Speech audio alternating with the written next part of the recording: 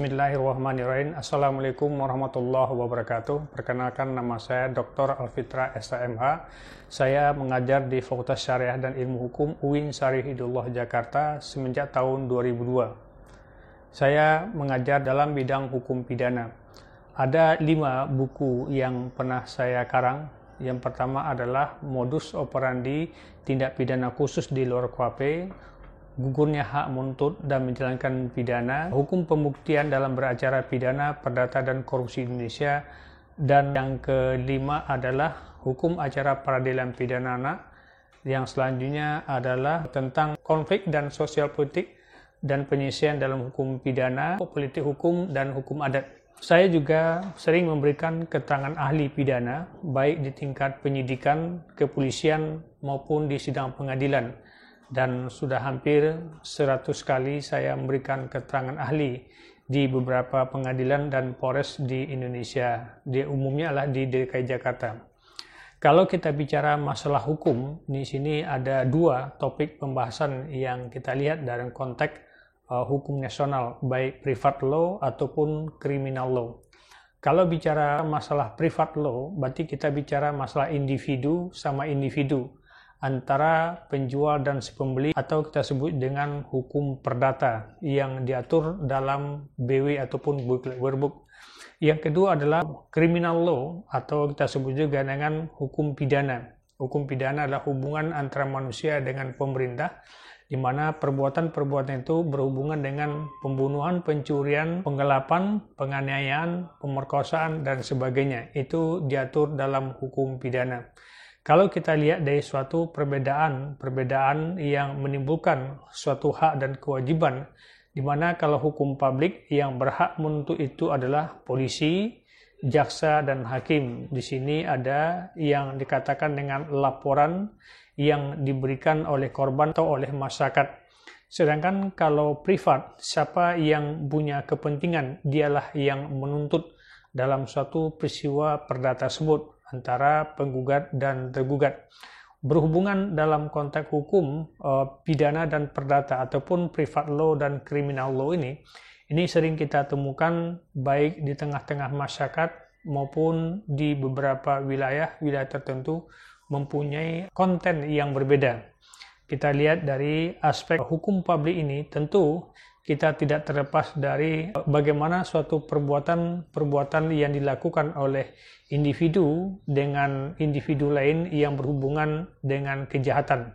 Sehingga apabila kejahatan yang menimbulkan suatu perbuatan yang meresahkan masyarakat, baik itu pembegalan, pencurian, pemerkosaan, penggelapan, dan sebagainya, ataupun penipuan, justru ini merupakan ranahnya hukum pidana. Maka seseorang yang merasa dirugikan dalam suatu perbuatan tersebut boleh membuat laporan kepada pihak yang berwajib.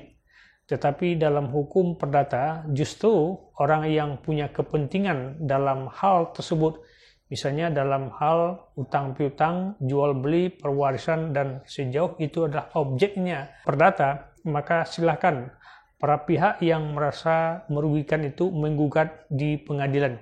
Jangan laporkan ke penyidik kepolisian. Itu akan menjadi tolakan bagi penyidik untuk kasus ini bukan ranah hukum publik. Kalau kita bicara masalah hukum, tentu ada suatu aspek yang harus kita lihat dalam criminal law ataupun hukum publik. Di situ ada delik aduan dan delik biasa.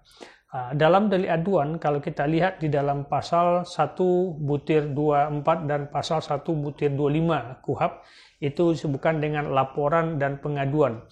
Kalau bicara masalah laporan, itu berhubungan dengan delik biasa, tapi kalau pengaduan itu berhubungan dengan delik aduan. Yang berhubungan dengan delik aduan ini adalah orang yang punya kepentingan, seperti dalam pasal 310, 311 dan pencurian dan rumah tangga dan pemerasan rumah tangga. Itu berhubungan dengan delik aduan yang kalau kita lihat juga dalam pasal 74 dan 75 KUHP. Paling lama 3 bulan dalam negeri dan 9 bulan di luar negeri. Itu kalau tidak ada pengaduan dari pihak yang berkepentingan, maka itu tetap akan dilanjutkan. Nah, maka di dalam delik biasa cukup dengan laporan. Ya, kalau kita lihat di dalam pasal 1/24. Pasal 1/24 itu laporan itu adalah setiap orang boleh melaporkan tentang sedang, telah, atau akan terjadinya peristiwa pidana tersebut.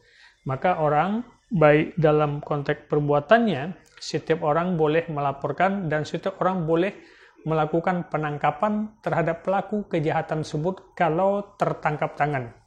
Nah, berbeda dalam delik aduan tadi, misalnya pencurian dan rumah tangga atau penghinaan ataupun pencemaran nama baik, itu hubungannya adalah tergantung bagi pihak yang merasa dirugikan itu dia mengadukan kepada pihak yang berwajib atau tidak. Itu namanya hak subjektif.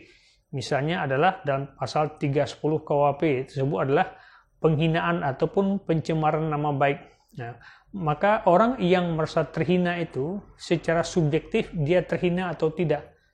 Ya, maka yang berhak mengadukan kepada pihak yang berwajib adalah pihak yang merasa dirugikan dan tidak boleh diwakili oleh orang lain yang tidak mempunyai kepentingan dalam hal tersebut. Inilah yang kita sebut bahwa ada suatu perbedaan dalam hukum pidana antara delik aduan dan delik biasa. Maka dalam delik aduan itu ada juga disebut dengan delik aduan yang bersifat relatif dan delik aduan yang bersifat absolut. Contohnya adalah dalam pemerkosaan atau dalam tindak pidana pencurian dan rumah tangga. Hal-hal semacam ini biasanya ada hubungan kausalitas antara perbuatan dan adanya suatu niat. Nah, kita lihat untuk dapat dipidananya seseorang itu harus ada dua unsur yang terpenuhi. Yang pertama adalah unsur subjektif atau kita sebut dengan mens rea, dan unsur objektif atau disebut dengan actus reus.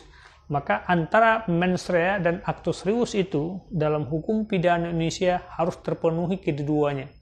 Tidak boleh hanya satu, karena dalam teori hukum pemidanaan di Indonesia kedua teori ini disebut dengan teori dualistik, harus terpenuhi. Berbeda dengan negara common law. Ya. Kalau negara common law salah satu unsur ini terpenuhi, baik mens rea ataupun actus reus terpenuhi, maka seseorang itu dapat dipidana. Tetapi dalam hukum pidana kita tidak.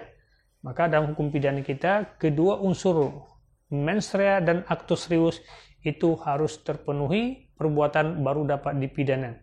Nah, begitupun dalam unsur-unsur tindak pidana tersebut, bahwa unsur tindak pidana itu ada unsur maksimum dan unsur minimum.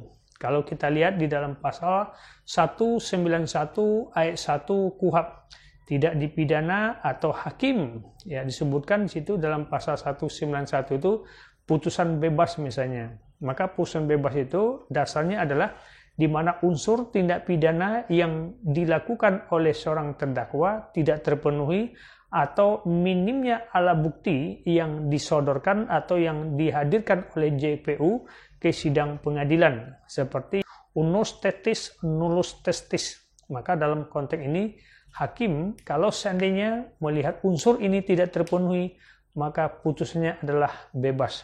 Nah, itu justru ada juga dalam konteks persamaan-persamaan yang dilihat dalam pasal 191 ayat 2-nya. Kita sebut dengan lepas. Lepas itu bisa juga dikatakan bahwa kenapa seseorang terdakwa itu dilepaskan dari segala tuntutan hukum. Yang pertama adalah objek yang dilakukan itu adalah perdata. Yang kedua adalah terdakwa melakukan perbuatan itu karena ada daya paksa atau overmah, atau kita lihat dalam pasal 48, 49, 50, 51 alasan yang menghapus dan meniadakan pemidanaan. Hal semacam ini adalah suatu dasar pengantar dalam hukum pidana menjadi suatu yang harus dipahami di masyarakat ataupun oleh mahasiswa. Bahwa kalau kita lihat dari suatu aspek perbuatan yang dilakukan tersebut justru menimbulkan suatu akibat hukum.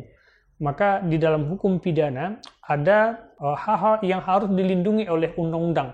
Hak-hak subjektif hukum itu dilindungi undang. Pertama adalah nyawa, yang kedua adalah tubuh, yang ketiga adalah kehormatan, yang keempat adalah kesusilaan dan harta benda.